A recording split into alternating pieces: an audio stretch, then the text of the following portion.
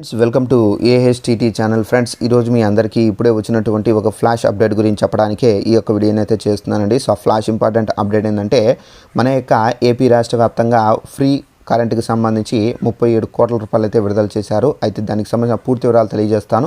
Video నచ్చినట్లయితే like చేసుకుని మన ఛానల్ సబ్స్క్రైబ్ చేసుకుని ఫాలో అవుతానండి.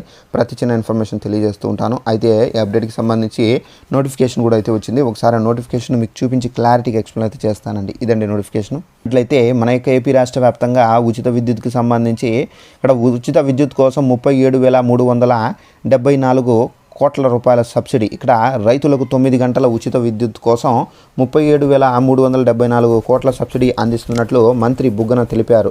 రైతుల కోసం 3,000 కోట్లతో ధరల స్థిరీకరణ నిధిని ఏర్పాటు చేశామని, పంట నష్టపోయిన రైతులకు 1,277 కోట్ల రూపాయలు ఇన్పుట్ సబ్సిడీని ఇచ్చామన్నారు. రంగానికి 4,329 కోట్లు కేటాయించామని, అలాగే పంట నష్టాల నివారణకు 462 వ్యవసాయ ఉత్పత్తుల సేకరణ కేంద్రాలు అందుబాటులోకి తీసుకొచ్చామని బుగ్గన తెలిపారు. సో ఫ్రెండ్స్, చూశారు కదా, మన యొక్క ఏపీ రాష్ట్ర వ్యాప్తంగా రైతులకు సంబంధించి శుభవార్త ప్రకటించారండి. 9 గంటల ఉచిత విద్యుత్ కోసము ఇక్కడ 37,374 కోట్ల రూపాయల సబ్సిడీ అయితే అందించినట్లు ప్రభుత్వం అయితే చెప్పడం అయితే జరిగిందండి.